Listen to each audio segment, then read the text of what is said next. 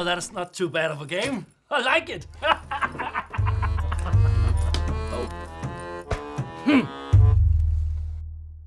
Hey everybody, and welcome to Copenhagen Fantasy Film Podcast, Episode 1. Today, we have the pleasure of having the brilliant Emily Dean with us. Welcome, Emily. Thanks for joining. Thanks for having me. To start, I think that all our viewers would love to know about your origins. Everybody loves an origin story. And I'm sure that in order to be on the position that you're nowadays, you had to overcome a lot of challenges and learn a lot of lessons on the way. So we would love to know about that.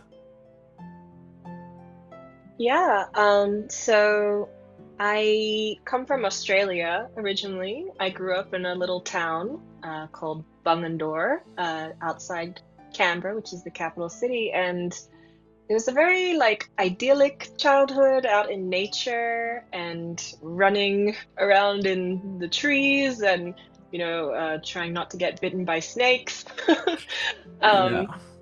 But I think, spending time in nature really helped to flourish my imagination. And also, I was a little bit bored. I didn't get a lot of TV, a lot of, stimulation from media.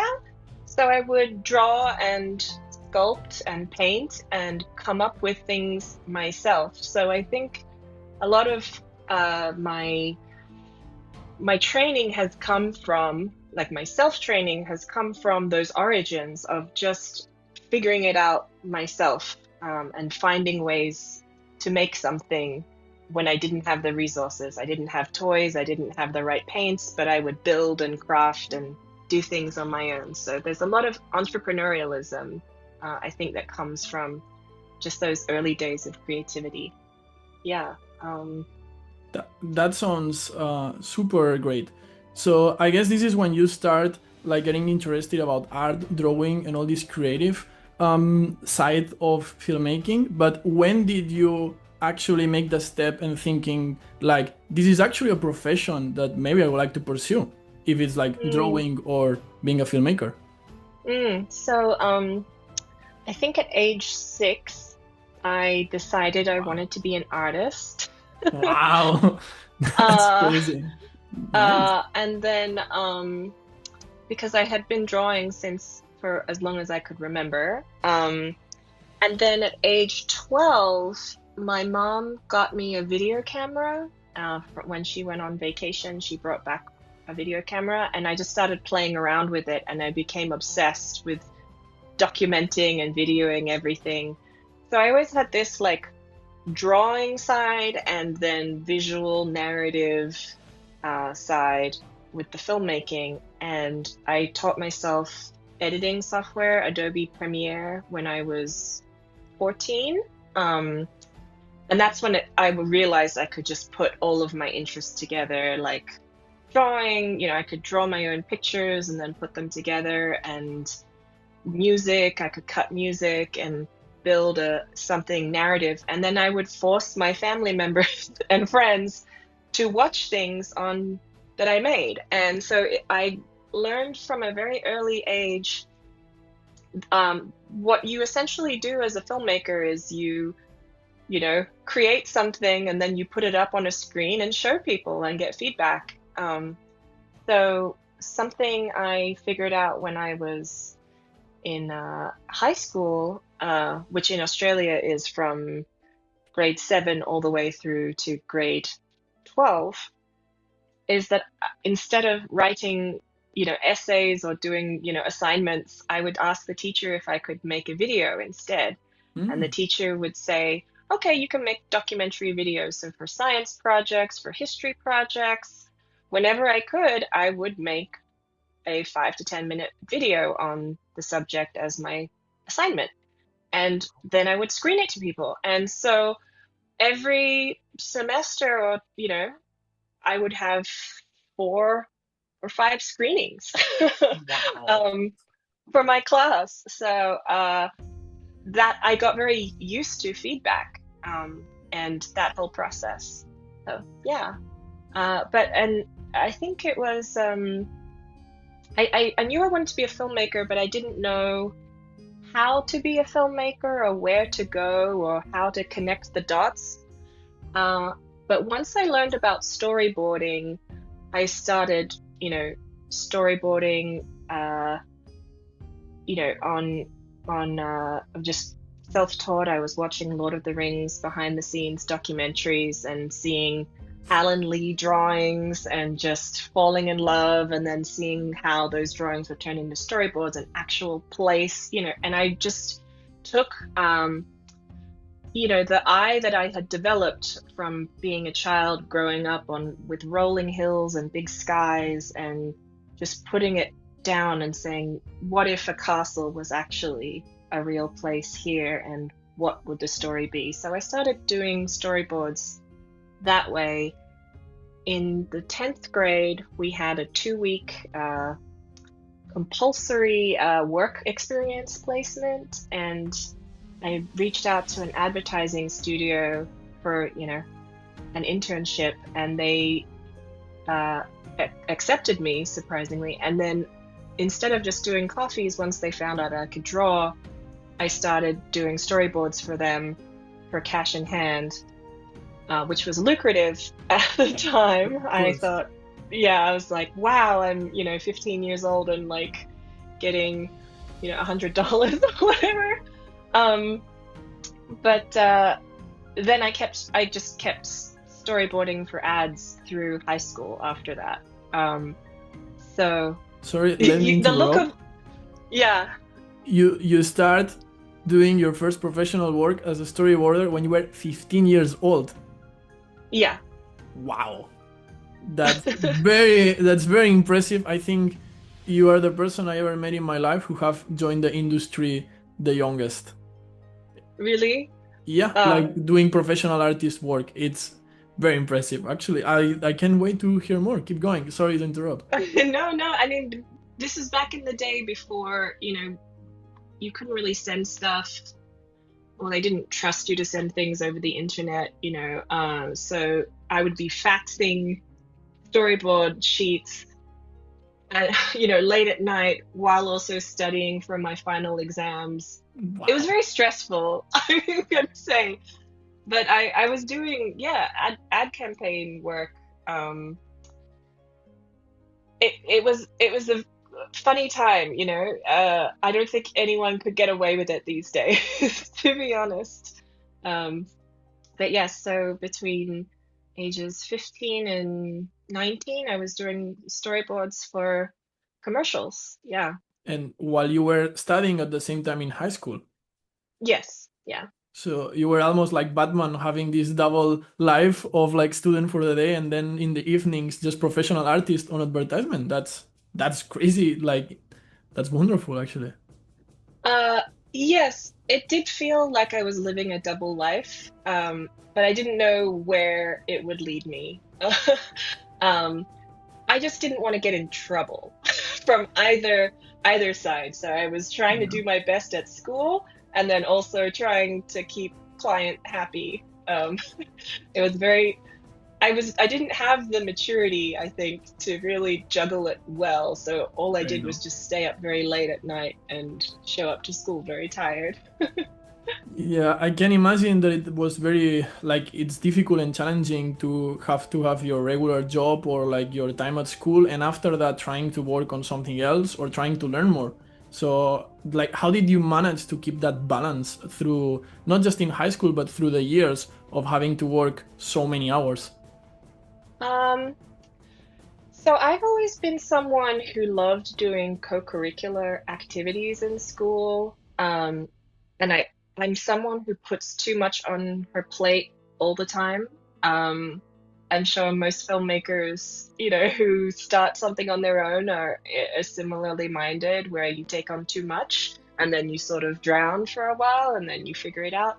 But I got quite good at time management, and this is just very practical advice, but like, I really focused on foundational studies. So I even when I was in high school, I was very, very conscientious that if I learned perspective and anatomy, it would like serve me well And I don't know where that idea came from, but I was studying like Michelangelo sculptures and looking at books and, you know, and just trying to figure it out. And then once I had, perspective down and those kinds of practical, just foundational tools down as an artist, I could turn things around much more quickly than if I was having to come up with a new panel or get notes from a client, and have to change something. Uh, you know, yeah. So I think learning those early on really helped. But more to your point, to your question, sorry. I think you know, I just took on a lot and I just threw myself into everything, and the more I threw myself in and committed myself, the more would come my way. And I would say that's still true today. The more work you do, the more work comes to you, I find. I agree, and I confirm that. Yeah. Okay, that was very interesting. And jumping from high school and those first storyboard work, what did happen after? At some point, did you jump from Australia to the US? I think it was, or something like Yeah. that. Yeah, so my parents wanted me to get a proper education and go to a real university, and they didn't think film was a very stable career or something, they just didn't understand it. So I got into the University of Sydney and I did English and history, because on top of Oh, filmmaking, I'm also very interested in history and stories and reading. And so I thought, okay, well, I can go to school and learn about the world. And I had a really great time at Sydney University. It was a very liberal arts major. So I took day classes at Sydney University. And then in the evenings, I would take night classes at the Australian Film and TV Radio School in art directing and storyboarding as well. So I was, again, taking on too much, but I would learn about medieval history during the day, and then at night I would go and storyboard or draw or set design for student films at the Australian Film TV Radio School. Um, wow.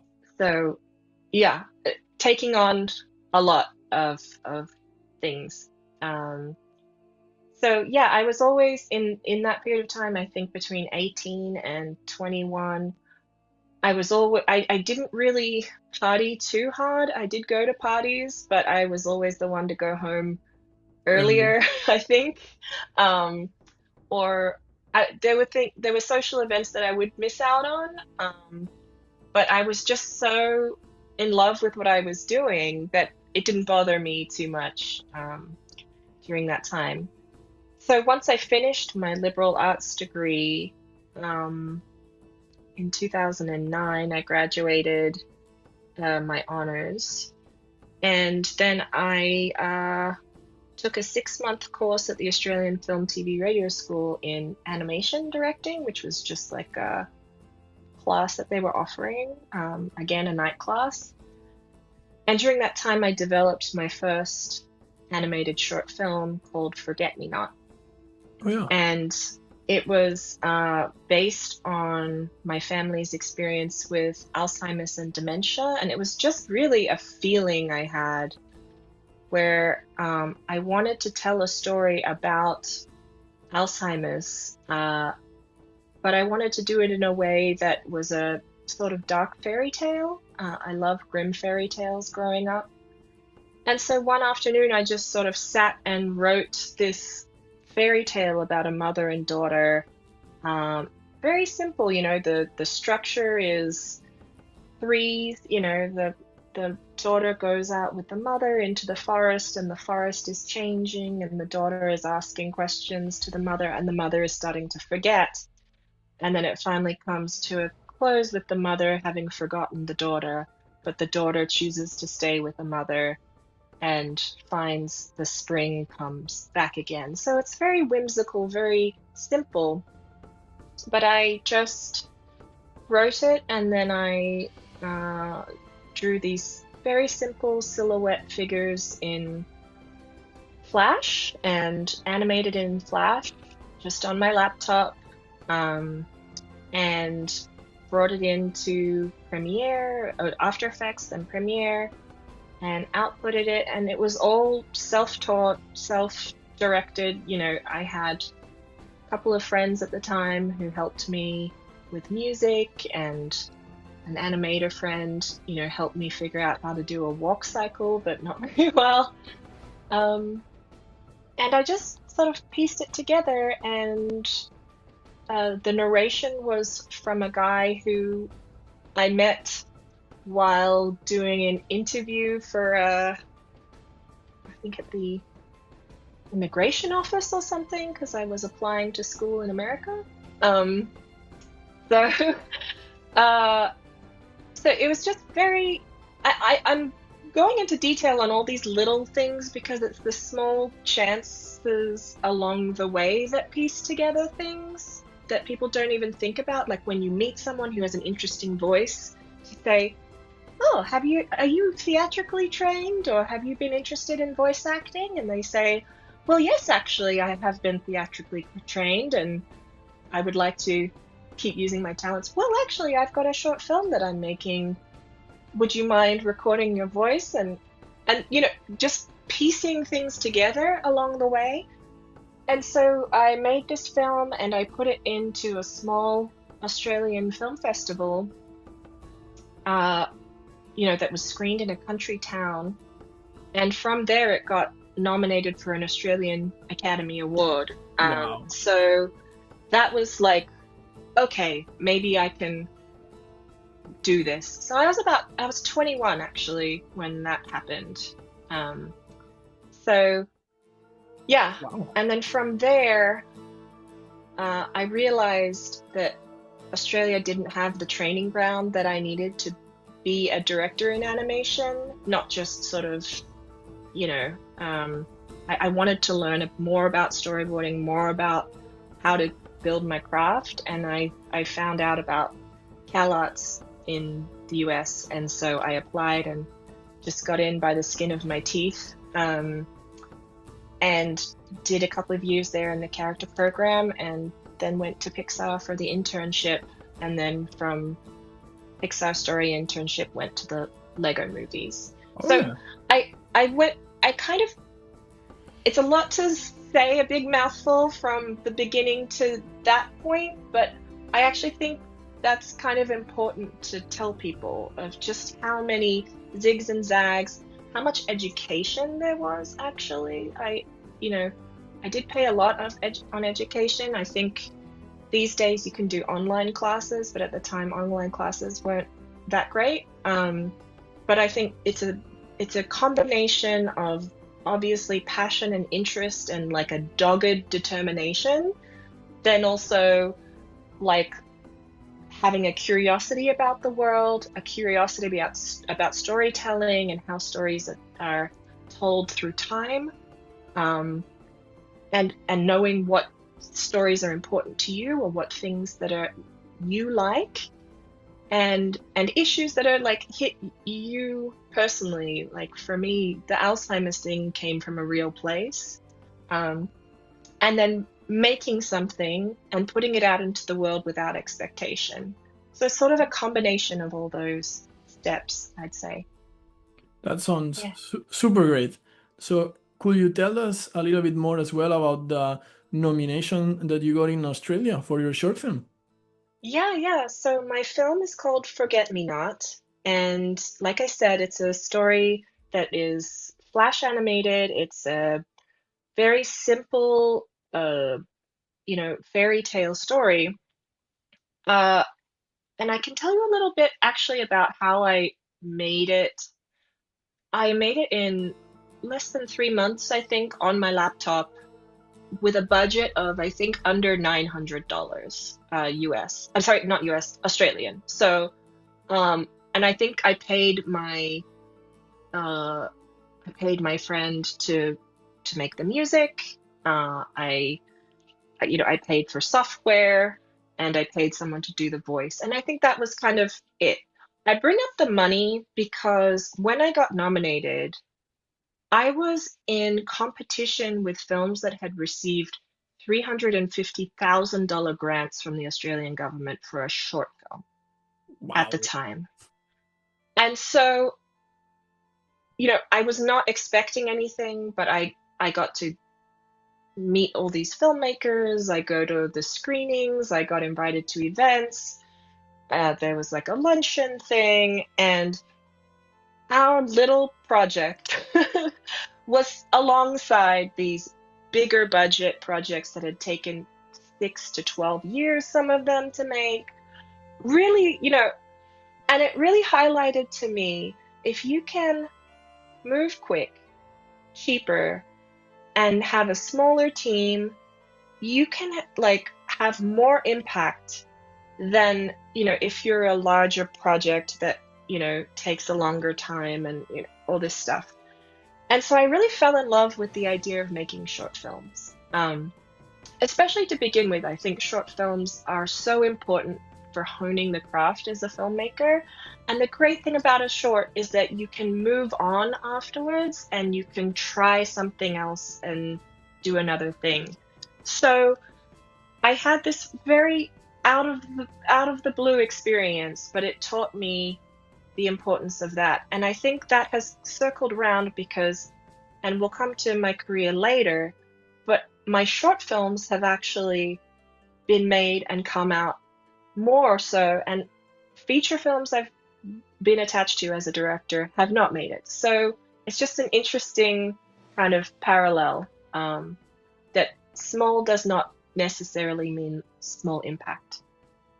Yeah. Not at all, and I'm sure we'll jump later about it for a lot of great short films that you did professionally for Love F and Robots and more things. But before jumping onto that, you also said you studied on CalArts. CalArts, from where I come from in Spain, it's like a mythical place to study. It's like the best of the best, and everybody is like, wow, CalArts, and talking really well about it. So how was your experience like? Is it as great as they say? It's just like good, but like another place to study? How did it went for you? I will say that CalArts was life-changing for me because of the people I met. And honestly, it was being in a class with that level of talent. I should say at the start, up until this point, I had been mostly self-taught. Even though I'd done night classes and so on, those night classes at the film school were very small, maybe like 5 to 8 people. The work was done at home, so you were bringing in homework. It was not collaborating, airing ideas in a big room in the way that it was at CalArts. So, especially in the character program, but there's also an experimental program that I did do classes in. But in the character animation program, they have a 4-year BFA. So I entered the BFA, even though I already had a degree, just because I wanted that level of training. And you learn everything from character design to, storyboarding to animation. And they teach you on paper at the time, and digital and CG. And so you're just like being thrown into every discipline, and you're expected to produce work in every discipline at a high level. And it is not for the faint of heart, that curriculum. But that 2-year program, the first 2 years is sort of compulsory. You have compulsory classes, and then the following 2 years, which I didn't do because I ended up leaving to get work. But that first 2 years, you are in the thick of it. You're in the trenches. And for me, even though I was someone who took on a lot of stuff back in Australia, I was really in over my head, to be honest. I was coming in, I was a little bit older than the classmates, and I was really self-conscious because some of these kids who were coming in were already famous online, already had followings. And so you're kind of like oh, who am I? You know? But the head of the character animation program at the time, he told us a very, very wise piece of advice, and he said, it's not what you come in with in this program, it's how hard you work. And this is the one place that it's all on you and how hard you work. And I saw it. You see it very quickly with people when they really focus. It really separates people who are just sort of riding on learned habits, and then people who are able to self-critique and get better. They got better so much faster. And then by the end of 2 years, 4 years, you see a huge difference in the growth. So I learned, I think CalArts taught me it's not a sprint, it's a marathon. And that's sort of a big lesson that I didn't know before I came to America. I thought it was all sprint before then. Yeah. That's an amazing lesson, and very true, actually. And after CalArts, which I said is this mythical school for people in Spain like me, and I'm sure that people from Denmark, then you join to the next level mythical company that it's Pixar, actually. Yeah. In my university in particular, there was animation university. Pixar was the dream that every single person told you to not even dream about because it was so far away in another continent, and it was so great, that it was not gonna happen. And there is all this, as I mentioned, like mythical sense about it and a big admiration of it. So same as I ask you, as CalArts, is it as great as it seemed from the outside? With all this stuff, it's funny. You arrive at a mythical place and you realize there's good and bad to every place, exactly, big and small. So I learned a really important lesson at Pixar, and it's one that I was not expecting at all. It just hit me sideways. But what I'll say is that I got an internship in the story program, and they had a really awesome, I think, 12-week program where you are just learning storyboarding under mentors in the story department, and they teach you how they do it at Pixar, and they give you different assignments, and weekly you're coming up with different pitches, and you're pinning your drawings up and pitching to the whole room of professional story artists. So this is like next level, and you're getting critique on everything. And they teach you how to perform in a room to people, which you don't think about when you're making things at home on your laptop or even just doing a student film. You have to communicate an idea when it's rough to a room of people and get feedback and respond to feedback and, all that, and implement feedback. And that was really important. The lesson I learned while I was at Pixar, and it was an interesting observation for me now looking back, but my growth went just like this. I just went from, what I thought was pretty good to, by the end of it, I was really, really riding high.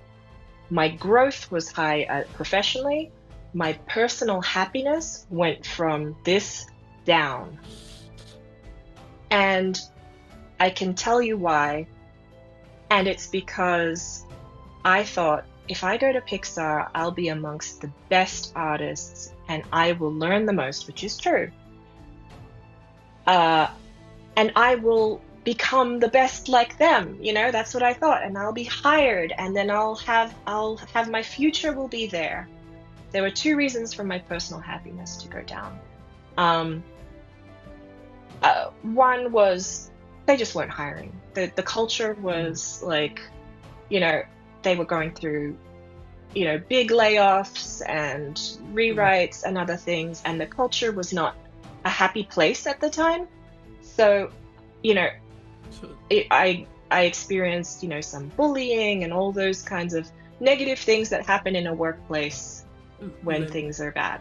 So a little bit like Toy Story 3, kinda like sunny Yeah. side that looks Yeah, amazing on yeah. the start, and then you Yeah, realize that, that there is yeah. this rough like area and the happy area, and you just got thrown into all the kids like throwing you around and everything. A little bit like that, I guess, right? Exactly. Yes, sunny side. That's Uh, right. Then the second thing, which hit me harder than that, to be honest, was I was not listening to my own voice as a filmmaker and as an artist. And I thought, if I made it at Pixar, I'll be a great filmmaker. But I didn't think, what kind of filmmaker am I?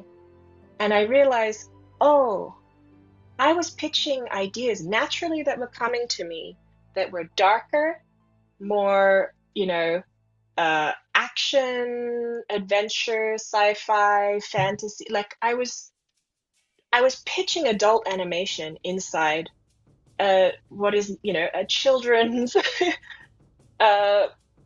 animation studio. But they didn't really have adult animation, wasn't really a thing in 2013. It was still, there was anime, but there wasn't like animation for older, not audiences. mainstream adult animation. No Yeah. blockbusters for adult. Yeah, it's not that common. You're right. So while technically my boards were great, I was getting better at action, I was getting better at cinematography and composition and performance. The things that I wanted to say were not being received there. So that hit me harder because I couldn't make sense of that at the time because I didn't know what it meant. I was like, this seems good to me. Why are people saying no? And so I would reflect it back on myself and say, maybe I'm not good, So I went through a lot of self-doubt after Pixar, actually. And it was only when I went away and started drawing for myself again, and drawing the things that I like, not cartoony, but like more, I dove back into Mobius and, fantasy and like epic adventure. I read medieval thing. I dove back into things that I love, that I found myself again. And I realized I don't think I can work at Pixar. That's just not who I am as a filmmaker. I don't think that way. So that was a very interesting lesson to learn, that hit me completely unexpected. Yeah, makes a lot of sense. I see you had a very creative soul that it can work for a lot of companies, but I can imagine that when you go such a big company, like not everybody can be a director at Pixar and they need artists. So I guess they will always limit you a little bit, and you felt that you needed to explore yourself and find yourself outside of there, which makes total sense.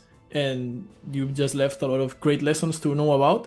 And now I understand a little bit more how it can be to be in Pixar. A little bit sunny side sometimes. I'm sure it's wonderful other times. Mm-hmm. Yeah. If you want to make Pixar movies, it's the perfect place to be. Exactly. To be making Pixar movies. But if you don't want to make Pixar movies, you have to find other places. Your own way.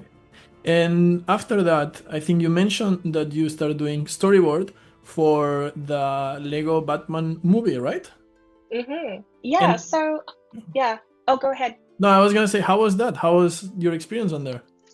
Yeah, so I went back to Australia after Pixar internship. I wanted to spend time with family and just reconnect with myself creatively and be in nature, actually. And at the time, the Lego movie had just come out, and I went to a screening and I saw the filmmakers, Chris Miller and Phil Lord, and I thought, they just seem like really good people to work for. And that's what I kind of wanted to focus on now. It's like, I need people who would listen to ideas I have, not so much, doesn't matter about the name, it doesn't matter that it's, I thought, these look like guys who are having fun and they like playing with ideas. So I want to work for them. And it just so happened that they were starting to crew up at Animal Logic, which is it was the VFX house and animation house for the Lego movies. And Animal Logic is in Sydney, and I could live there and work there if I managed to get my name in. And I reached out to Rob Coleman, who was there at the time, and I had previously met Rob. This is another lesson, actually, because Rob Coleman gave me my first real job in animation. I had met Rob because he was doing a talk to students, and at the end of the talk, no one in the student audience went up to shake his hand and say thank you or anything. And if you don't know who Rob Coleman is, he is a legendary animation director. He animated Yoda back in the day, and he is now the head of ILM in Sydney. Lovely, lovely man.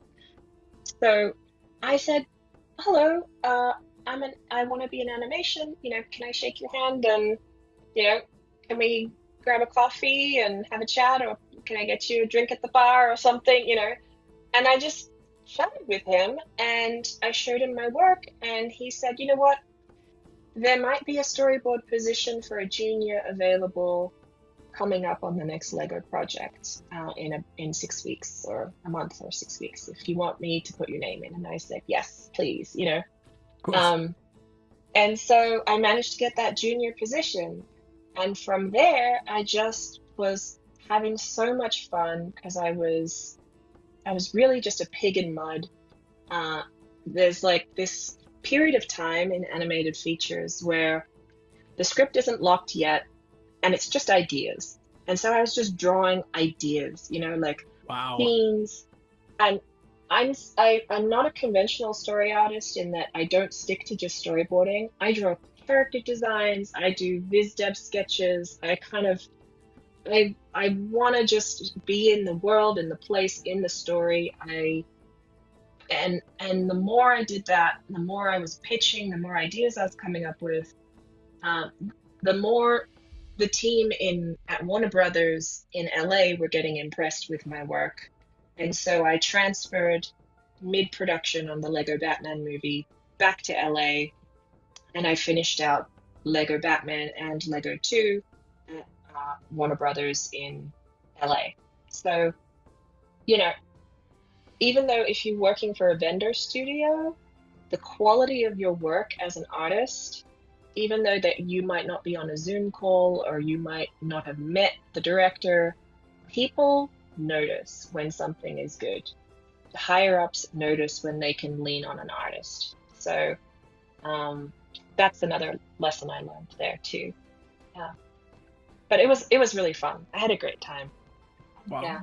That sounds super great. I'm enjoying your talk like if I was in the cinema and seeing a movie. Actually, it's really great. Thank you. Okay, so and as a next step of your career, you jump professionally as a director. Was it after these movies where you had your first chance to work as a director? Was it for Love and Robots the first thing you direct? There was another thing that did not come out, or how did it start? Yeah. If you don't mind me kind of talking for a little bit, because this is another moment. I find these junction moments, these pivot moments, I think they're called, very interesting in people's careers and how you pivot. So for me, when I was working in LA on the Lego movies, it was for the producer Dan Lin, who has now gone on to become the head of movies at Netflix. But at the time, Dan Lin was the producer of the Lego movies, and he had a building in Hollywood called Bricksburg where the Lego movies were being made. And it was a small team, maybe, the whole building itself maybe had less than 100 people in it, maybe 80 people. Mm-hmm. I say that because I think small is an important element to this, because when it's a small team, you are sharing a kitchen together. You're going to lunch together. You are getting coffee together. And so what would happen is I had become so fast at drawing Legos. um, I just speed is another important element when you're an artist, I think, in production. So I became fast at drawing Legos. So I'd get my assignment for the week done in about 3 days. And then I would have 2 days where I would just sort of just chill a little bit. Because the production wouldn't have anything to give me until the following week in that on that particular show. And so I was kind of just hanging around the office doing odd things. I was going to the kitchen and getting coffee, and the kitchen was just next to Dan Lynn's office, where all the executives were who were developing new movies and TV shows. And I said, "Hey, I'm kind of bored, how are you guys doing? What's new, And they would say, "Hey, if you've got nothing to do, would you like to draw some storyboards for an upcoming pitch for this big live action director who's coming in to pitch to Warner Brothers or something? We just need some images or some, we'll pay you, a little bit extra here for freelance." So great. And so for a couple of years there, I was getting my Lego work done. And then I was also, this is the through line to the story, doing extra work. I was doing extra work helping first-time directors, often writers, come up with a pitch of a new movie or TV show to Warner Brothers. And so I got to work directly with a lot of directors and writers and brainstorm with them and figure out how you put together a pitch deck and what goes into pitching to executives, higher ups who are actually making the decisions to make movies. And so that was really important. And so once I rolled off of the Lego movies, I then transitioned to doing live action storyboards.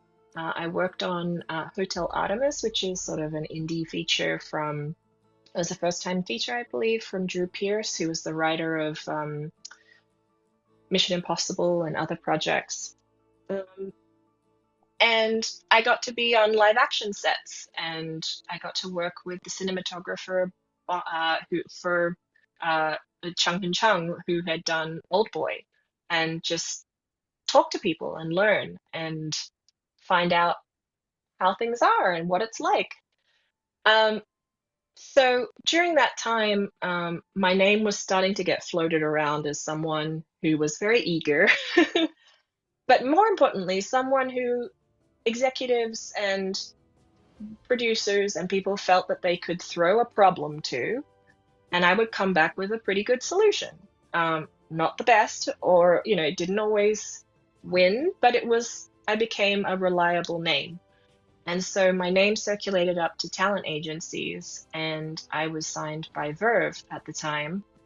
And also I got my first feature deal done with Sony on a science fiction project for an animated sci-fi feature that they were working on at the time. As a And that director. was a great experience. That was called Tau. Okay, just as a director, you mean, or As a director. Okay, as a perfect. director. Yes. So Sorry, I'm trying to no, not at all. I'm trying to explain all the Yeah. puzzle pieces. It's really interesting. Keep going. I'm sure everybody's loving Okay. it. So then I worked on this project called Tau. It was not an original idea from me, but it was basically a girl and her robot story that I helped them develop. They decided not to go with it in the end. But what was a really great experience about that, for working for Sony Animation for 2 years in development, was I got a whole feature film to break and script with a screenwriter all myself.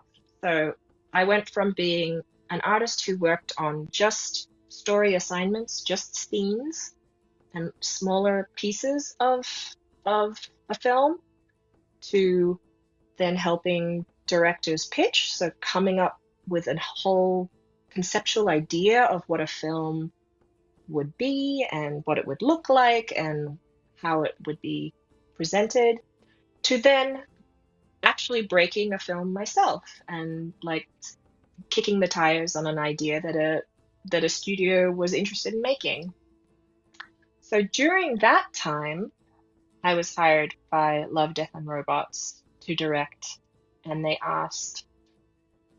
presented a bunch of short stories to me and said, which would you like to do? And I read them and I selected The Very Pulse of the Machine. So things don't all happen in a clean, logical order, but they do overlap. And while the feature film at Sony did not go ahead, the Love, Death and Robots episode did. So there you go. That sounds really awesome. So on that time, I also saw that you made your first live action short film, a sci-fi short film. So could you talk us a little bit about it? Yeah, absolutely. So it was actually around 2017, 2018 that I left the Lego projects, and to be honest, I had fun on the Lego movies, but I was tired of drawing Legos. And my father, just to speak personally, had passed away the year before, and I was feeling like, oh my God, like I can't spend my whole time just working on these big studio movies. Like, I need to say something. I need to have a voice, and I had this feeling inside me that I was almost like an android. Like I'd become just a machine that draws Legos, or like I was working for other people, and I was learning a lot, but I felt like I was getting hollow on the inside, and it made me think, why did I get into this? Did I get into this whole thing to work on big movies with big writers and directors, or did I get into it because I wanted to say something? And so I went back to basics, and I again wrote a script myself, and it started out as an exercise, really. I thought, if I can write a scene that captures this feeling that I'm trying to capture, then maybe I could submit it to a directing workshop, or I could do something with it.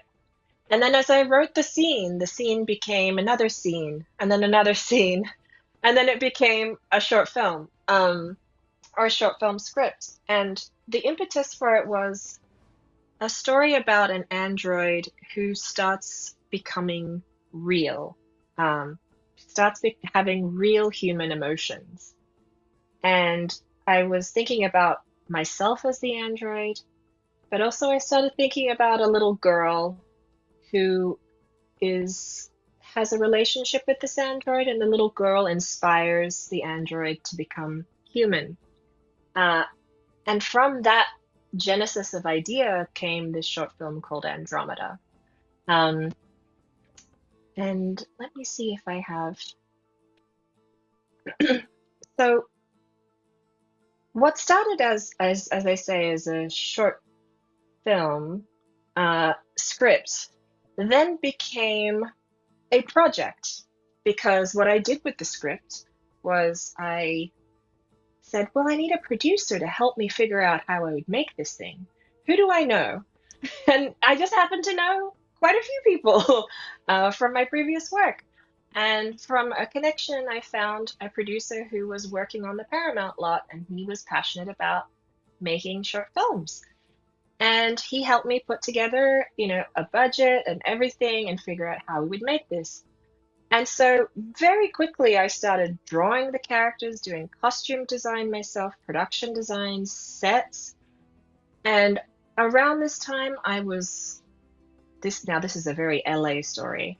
I was walking my dog in our neighborhood, and I bumped into another Australian who was also walking in the neighborhood.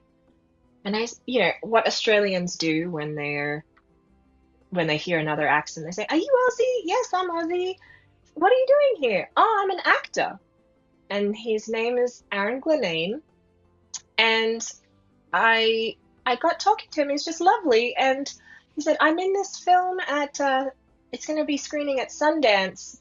And I said, "Oh, I'm going to Sundance." So just as a festival attendee, he said, "Come watch our movie." Turns out he's an amazing villain character. Like, he can portray a villain so well. He played this in this horror film.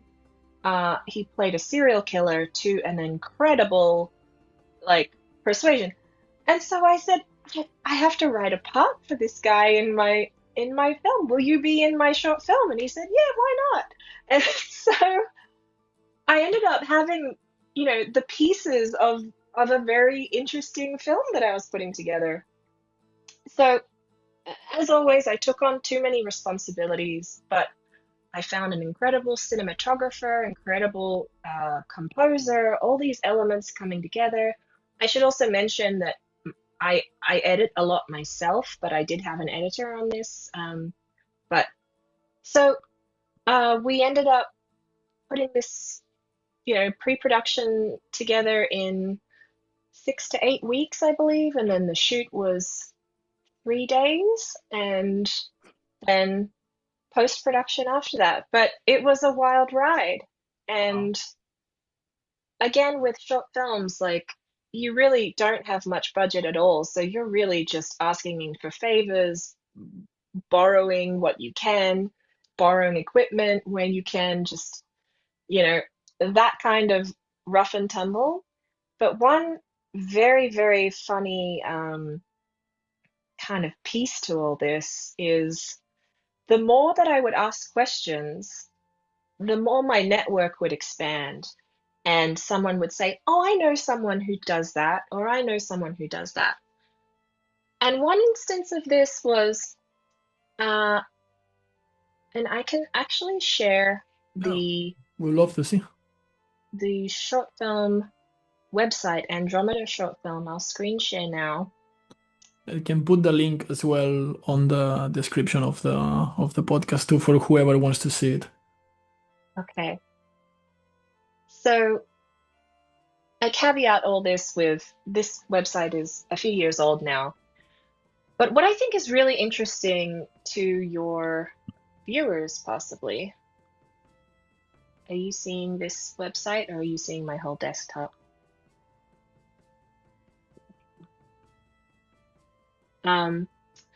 What's really interesting to your audience, possibly, is, so this is the cast who I found from a former classmate, someone walking their dog.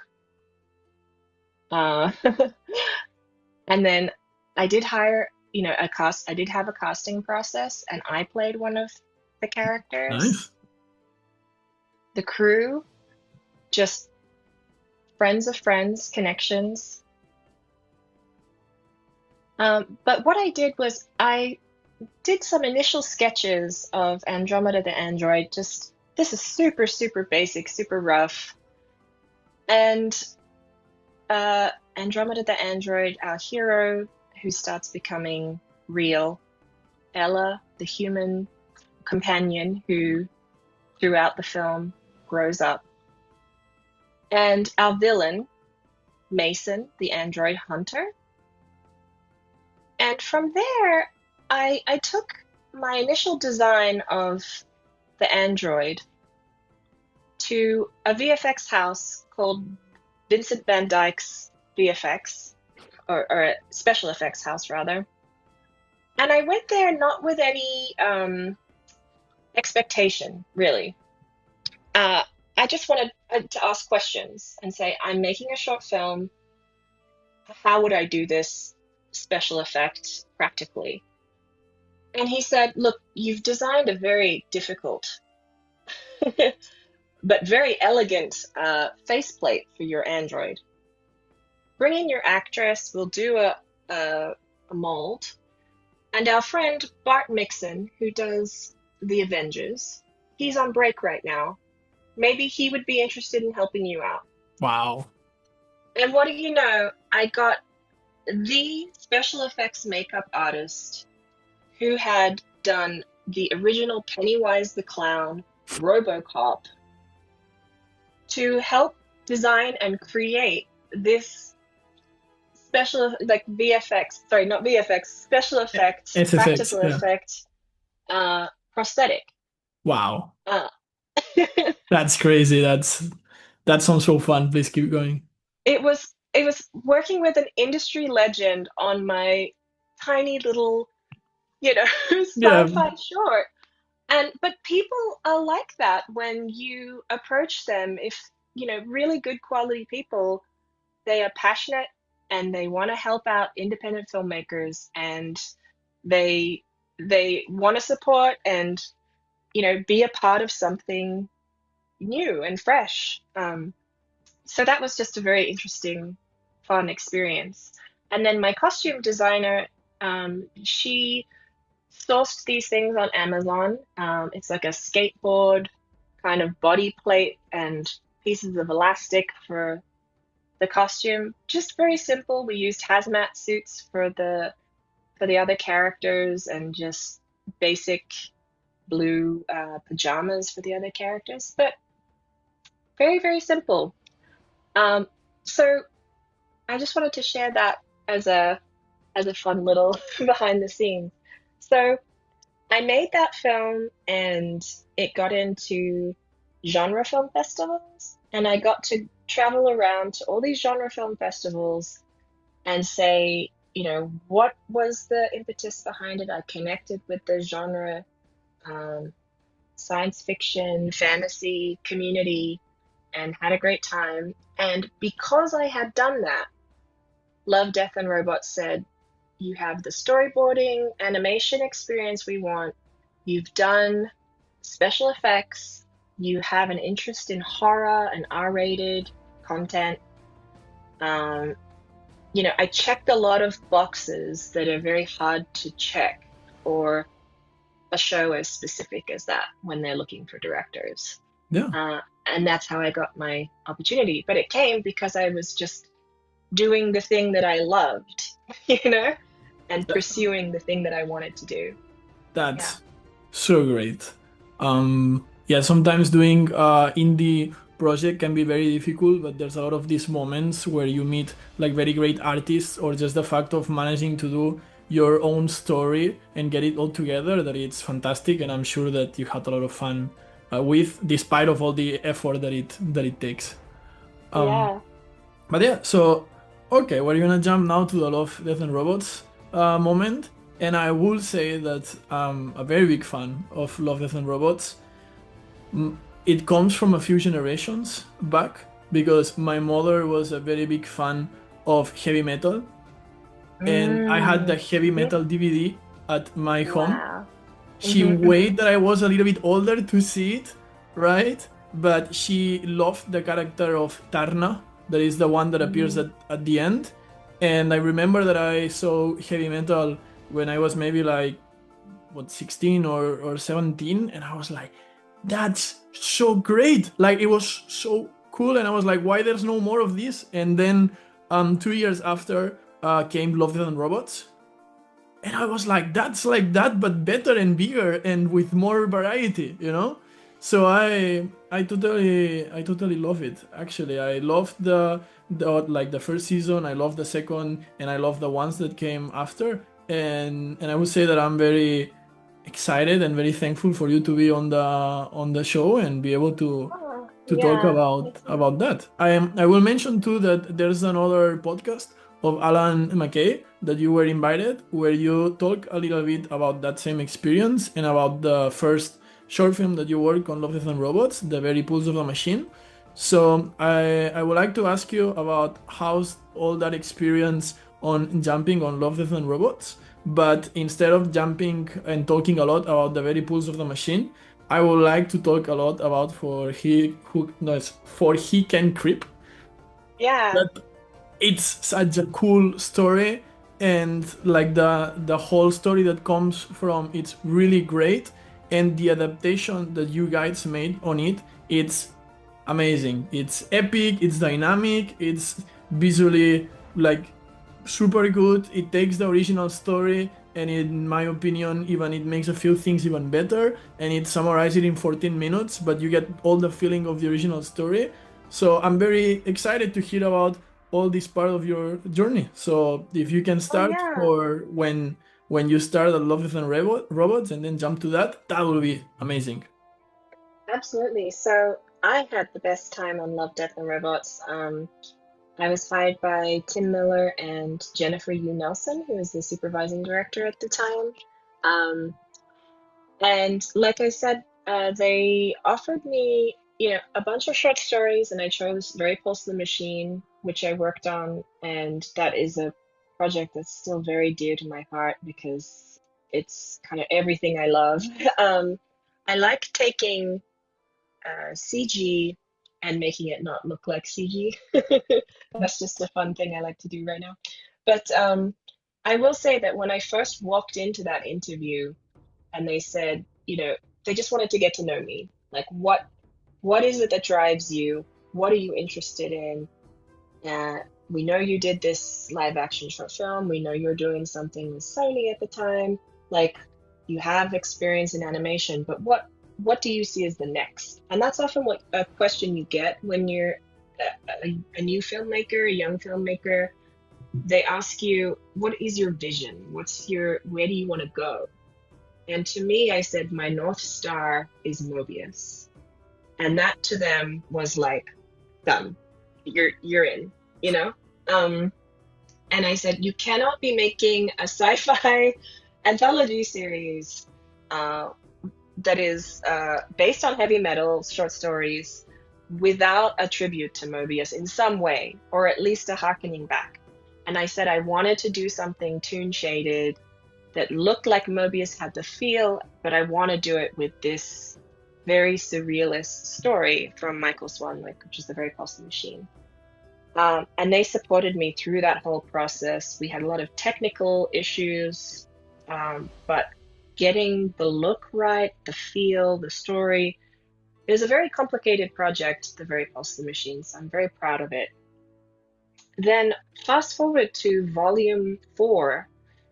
Now they have like a different batch of short stories to choose, and the one that I selected was For He Can Creep. And I wanted to do something different from what I had done before. Huge fan of Mobius, huge fan of comic art, huge fan of Bernie Wrightson, and hatching, like comic hatching and just that inky blacks and all that sort of thing. And I thought, I love stories that are sort of about how to outwit the devil. And For He Can Creep, the original short story from Siobhan Carroll, which is based on a real poem from Christopher Smart, who was a poet who was losing his mind back in the 17th, 18th century, was just such an interesting, weird concept to me. And it was so different. And I thought it's the only thing, no one else would make this story. Only Love, Death, and Robots would include something like this because it's so weird and wacky and wild. So it's a story about a poet who is imprisoned in a lunatic asylum, and he has a pet cat called Joffrey, who is the local rat-catching cat in the asylum, who hunts devils and imps by night. And the poet is writing a poem that will bring about salvation, actually, in the original short story. Then the devil arrives and says, I want the soul of the poet so that he can write a poem that will bring about eternal damnation and bring an end to the world. And the only thing standing between the devil and the end of the world is the devil, the end of the world, and the poet is Joffrey the cat. So I was very excited to do that. Yeah. I would say it's genius. For the like all the source is very nice. The poem itself is very nice, and then the story that they wrote the book about it.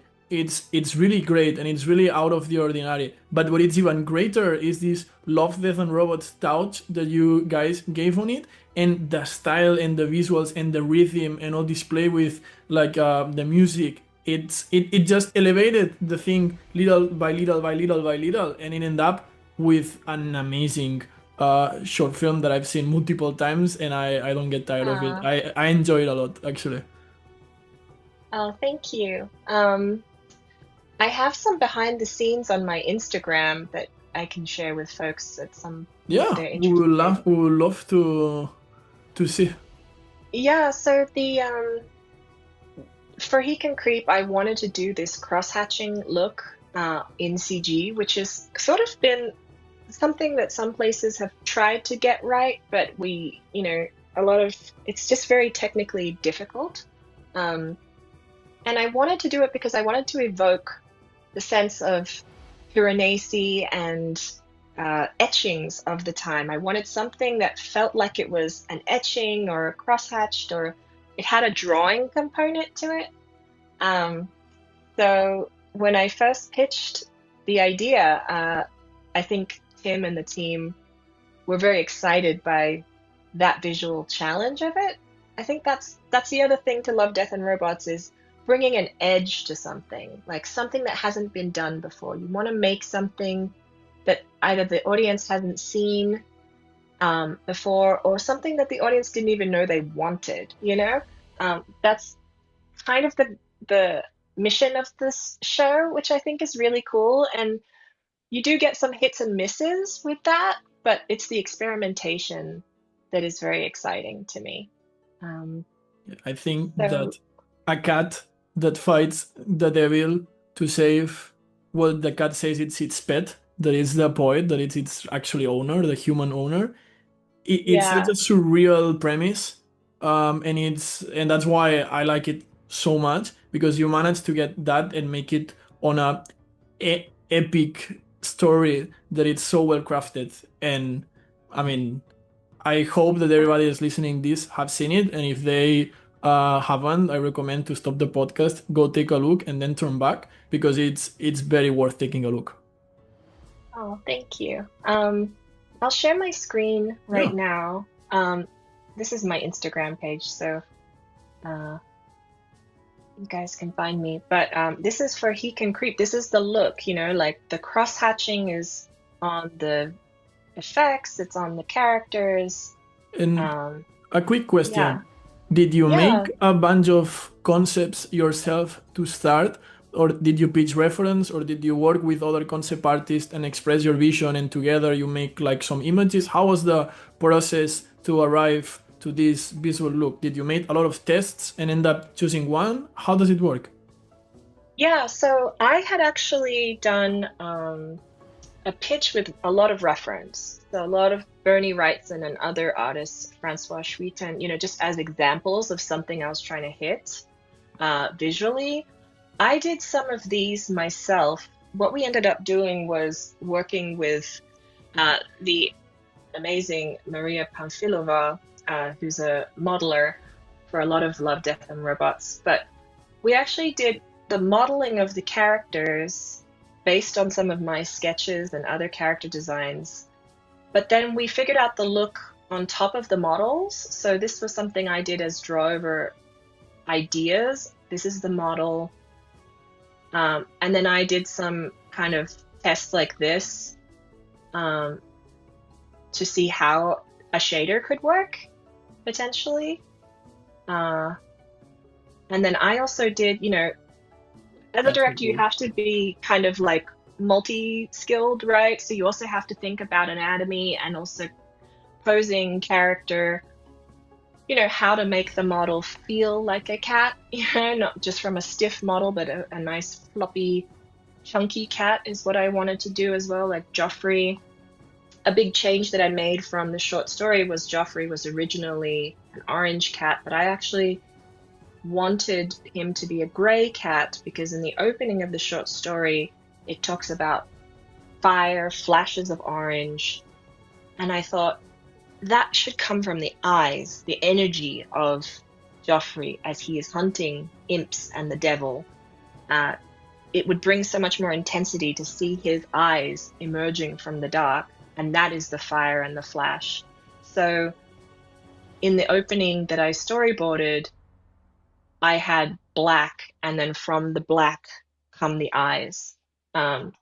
So and I just also felt like there's a lot of orange cats. We had an orange cat in another episode, so I didn't want to do that as well. But so my storyboards actually ended up being like a guide for the character designs as well.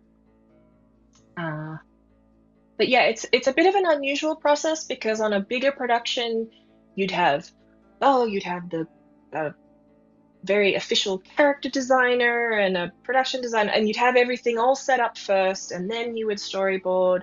But this is such a rough and tumble small team that, you're often doing multiple jobs yourself.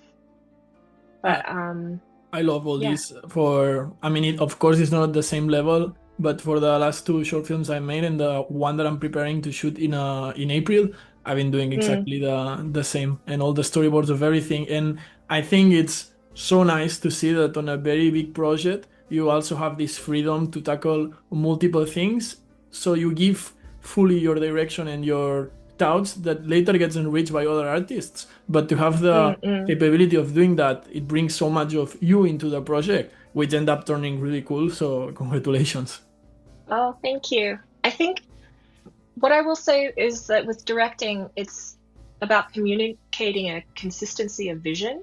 And if the more you can do that across multiple areas, so not just like in script, but in storyboards, in character design, in animation, like how they move, it's all about creating a groundedness to the world that you're making, whatever it might be, that really transports people.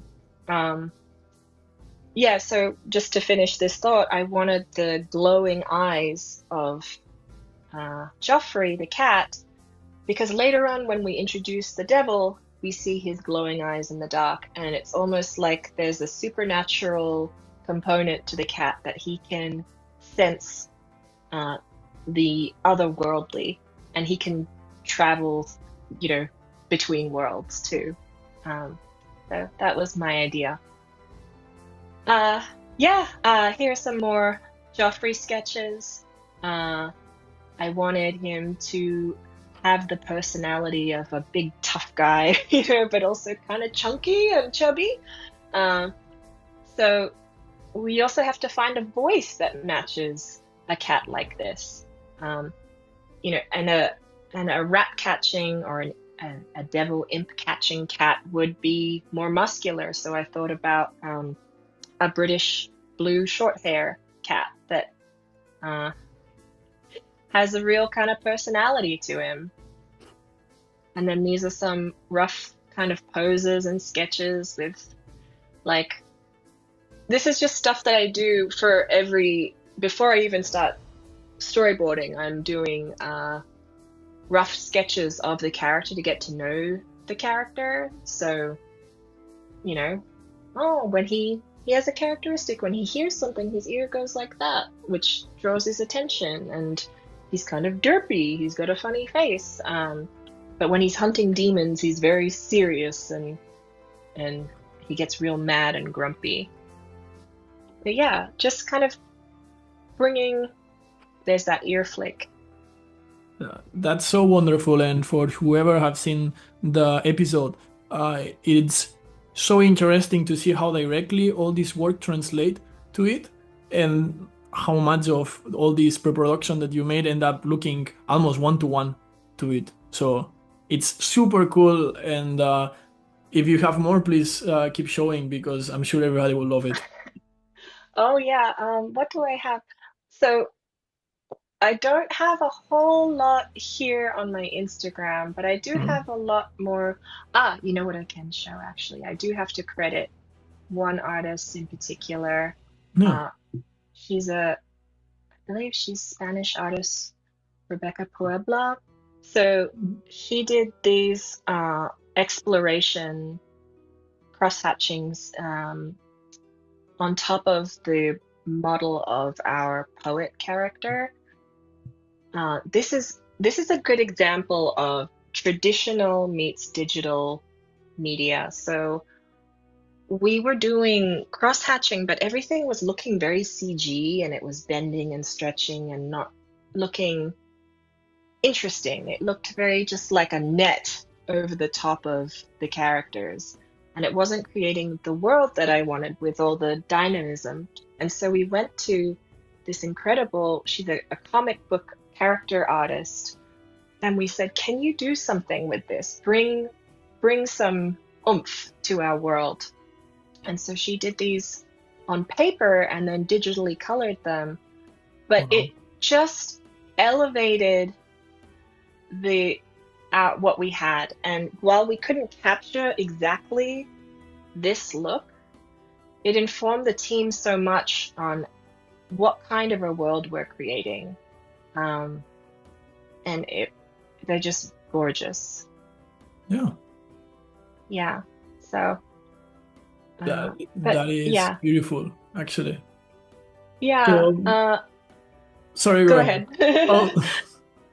What I was gonna say is that because I don't want to take a lot of your time, there's multiple things I wanted to talk about, but we'll have to leave them aside for now. I would like to ask you just a few more questions, and then we can call it done for today. Yeah. So first, first question is just if you can talk us about what are you doing now. Of course, I understand there's a lot of things that are not allowed to say, but in which company are you working and what's the next things coming? And then another question that I will do after that, and we can close this amazing first episode. Yeah, so I'm a director at Sony Pictures Animation again. And I am now working on a longer form project. It's a TV series that will be animated, and it's based on a very big video game IP. So that's very exciting. Yeah. That sounds super exciting. And how's it been to jump from like the small short format where you were able to do like a storyboards and everything to something more long? Are you still like putting all those crazy hours and be like, I'm gonna make all the storyboard myself, or like you had to distribute?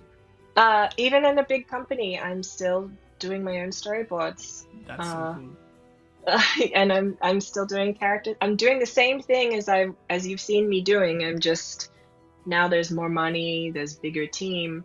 Yeah. But it's interesting that the core team is still very small, and I find that is very important, that you have a very strong core team of your A players. You know, like it's like a sports team. You're like, you need a good, you know, I don't know a good analogy because I'm not a good sports person, but like, you know, you need your great production designer, your great this, you great that, you know, and you all have to just be in sync, and from there great things will happen.